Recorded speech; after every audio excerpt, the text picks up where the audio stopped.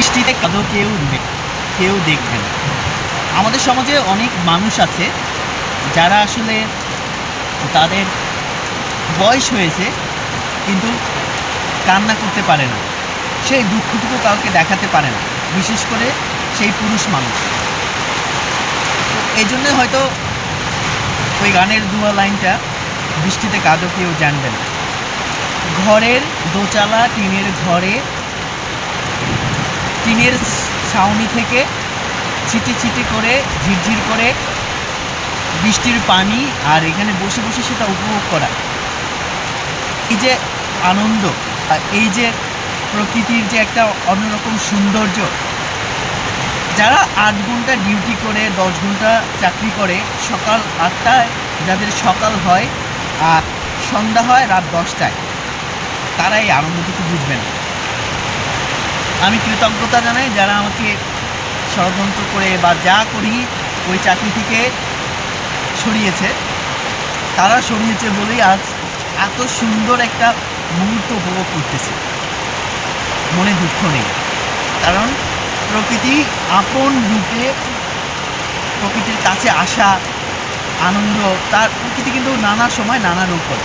এই যে ছিটে ছিটে পানি, টিন ছিদ্র, টিনের ছোট ছোট ছাউনিতে ছিদ্র থেকে পানি পড়তেছে আমার অন্য হাঁটুতে।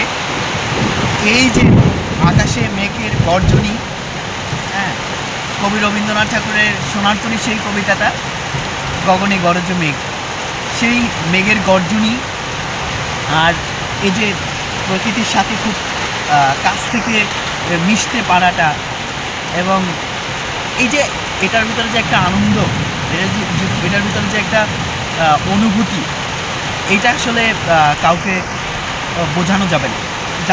যাদের বিশেষ করে ঘুম একটা আল্লাহ তাআলা নিয়ামত, এই নিঝুম বৃষ্টির মাঝে কিন্তু আসলে একটা অন্যরকম প্রশান্তির ঘুম হয়, সেটা সবাই জানে। টিনের উপরে বৃষ্টির ছিটে ছিটে ঝিরিঝিরি শব্দ আর ঠান্ডা বাতাস, এক প্রশান্তি ঘুম।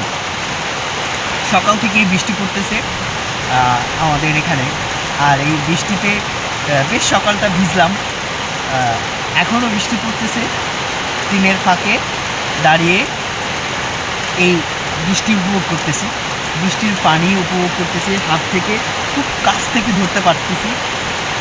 এই সুখটুকু আসলে এখানে আসলেই বোঝা যায়। ঈদের আর বাকি মাত্র একদিন, আজ পেরোলেই কালকে ঈদ হবে, ঈদের আনন্দ হবে, ঈদের আনন্দ ভাগাভাগি হবে। সবাই আসলে দেশে ফিরতেছে, অনেকে গাড়িতে, ট্রেনে বৃষ্টিটাও উপভোগ করবে, আসবে, হ্যাঁ, সেটার একটা আনন্দ উপভোগ করবে।